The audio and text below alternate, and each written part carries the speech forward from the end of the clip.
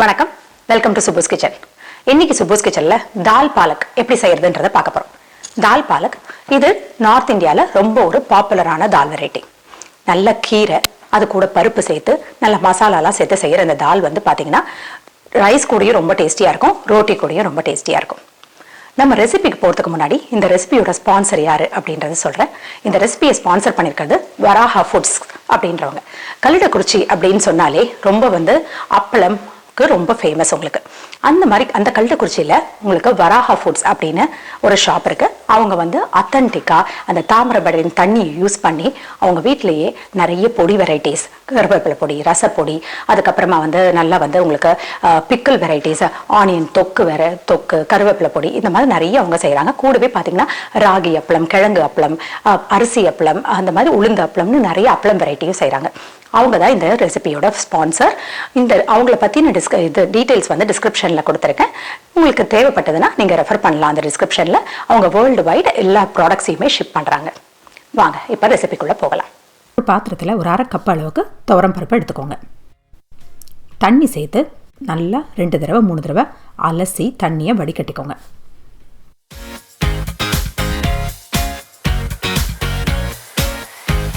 இந்த வடிகட்டின பருப்பில் இப்போது நல்லா ஒரு கப்பு அளவுக்கு தண்ணி சேர்த்துக்கோங்க. இதில் ஒரு 1/4 டீஸ்பூன் அளவுக்கு மஞ்சள் தூள் சேர்த்து இப்போ இந்த பாத்திரத்தை நீங்கள் அப்படியே எடுத்து ப்ரெஷர் குக்கரில் வச்சுருங்க. ப்ரெஷர் குக்கர் மூடி போட்டு மூடி வெயிட்டும் போட்டுருங்க. நமக்கு நல்ல பருப்பு குழஞ்சி வரணும். அதனால் 4லேருந்து 5 விசில் நல்லா விட்டு எடுத்துக்கோங்க.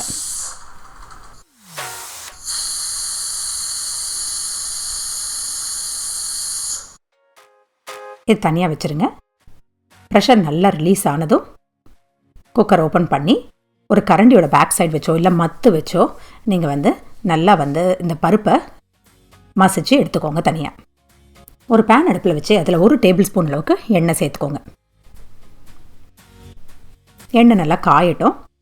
காஞ்சதும் இதில் 1 டேபிள் ஸ்பூன் அளவுக்கு நறுக்கிய இஞ்சி பூண்டு சேர்த்துக்கோங்க.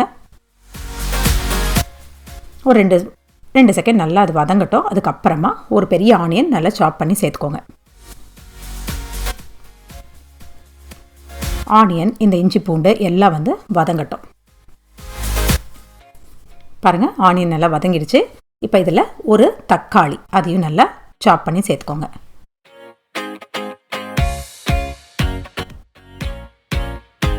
இப்போது இந்த வெங்காயம் தக்காளிக்கு ஒரு 1/2 டீஸ்பூன் அளவுக்கு உப்பு சேர்த்து ஒரு 1/4 டீஸ்பூன் மஞ்சள் தூள், 1 டீஸ்பூன் அளவுக்கு ரெட் சில்லி பவுடர், 1 டீஸ்பூன் கொத்தமல்லி பொடி எல்லாம் சேர்த்து நல்லா கலந்து கொடுங்க.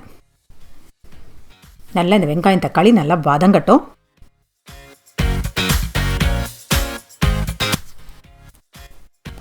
பாருங்கள், தக்காளி நல்லா வதங்கி மசிஞ்சு வருது. இந்த ஸ்டேஜில் நம்ம கீரை சேர்த்துக்கணும். ஒரு கட்டு கீரை, பசலைக்கீரை சேர்த்துருக்கேன். நல்லா பொடியாக கட் பண்ணி சேர்த்துருக்கேன். கீரையை சேர்த்து இந்த வெங்காயம் தக்காளியோட நல்லா கலந்து கொடுங்க. ஒரு 4லேருந்து 5 நிமிஷம் இந்த கீரை நல்லா வதங்கட்டும்.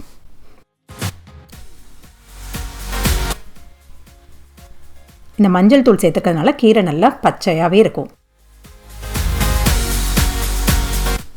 கீரை நல்லா வதங்கிருச்சு. இதில் நம்ம மசிச்சு வச்சுருக்க பருப்பை சேர்த்துடலாம்.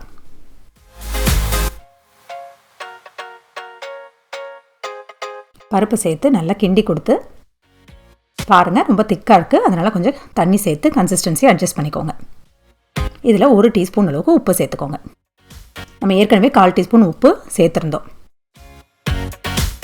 ஃப்ளேமை நல்லா மீடியம் ஃப்ளேமில் வச்சு இந்த கீரையும் இந்த பருப்பும் நல்லா கொதிக்கட்டும். ஒரு 5 நிமிஷம் நல்லா கொதிக்கட்டும். அப்போ தான் இந்த மசாலா பொருட்கள் நம்ம ஆட் பண்ணிக்கிறதெல்லாம் நல்லா இந்த கீரையோடையும் பருப்போடையும் சேர்ந்து நல்லா மணமாக இருக்கும்.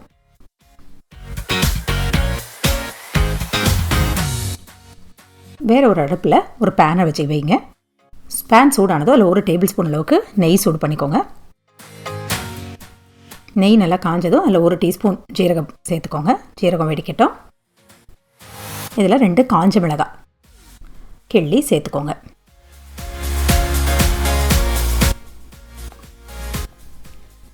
ஒரு கொத்து கருவேப்பிலை அதே மாதிரி எடுத்து அதையும் நல்லா கிள்ளி சேர்த்துக்கோங்க.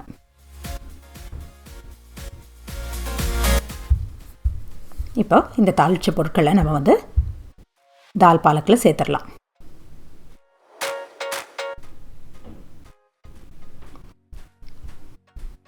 பாருங்கள், சேர்த்துட்டு நீங்கள் கிண்டி கொடுத்துடலாம். தால் பாலக் நமக்கு தயாராகிடுச்சு.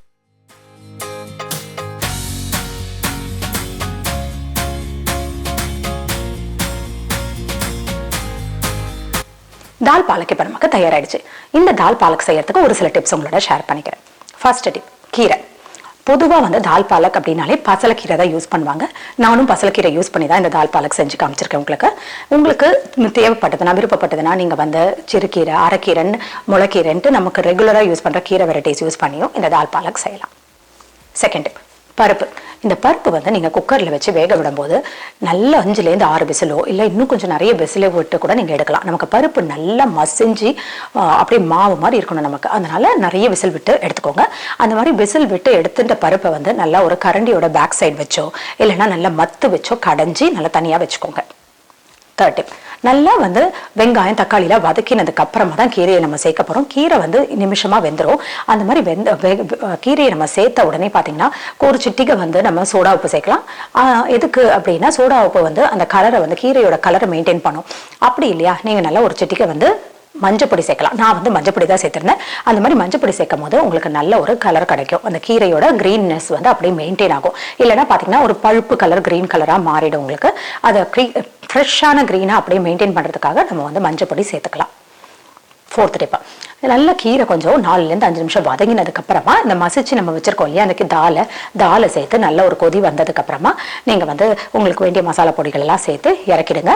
இதோட கன்சிஸ்டன்சி பார்த்தீங்கன்னா நம்ம ரோட்டிக்கு சர்வ் பண்ணுறதா இருந்தால் கொஞ்சம் திக்காக நீங்கள் வந்து கன்சிஸ்டன்சி மெயின்டைன் பண்ணிக்கோங்க. இல்லை நம்ம ரைஸுக்கு சர்வ் பண்ணுறோம் அப்படின்னா கொஞ்சம் தண்ணி சேர்த்து கொஞ்சம் நீர்க்க நீங்கள் வந்து இது பண்ணிக்கலாம், கன்சிஸ்டன்சியை மெயின்டைன் பண்ணிக்கலாம். லாஸ்ட் டிப்பு, நல்லா தாளிக்கும் போது நெய்யில் தாளிங்க. அந்த நெய் தான் இந்த ரெசிபிக்கே ஃப்ளேவர். அதனால நல்ல நெய்யில் தாளித்து நீங்கள் சேர்த்துக்கோங்க. இந்த டிப்ஸ் எல்லாம் ஃபாலோ பண்ணி இந்த தால் பாலக் செஞ்சு பார்த்து உங்கள் கமெண்ட்ஸை ஷேர் பண்ணுங்கள். மீண்டும் ஒரு புதிய ரெசிபியோட உங்களை சந்திக்கிறேன். வணக்கம்.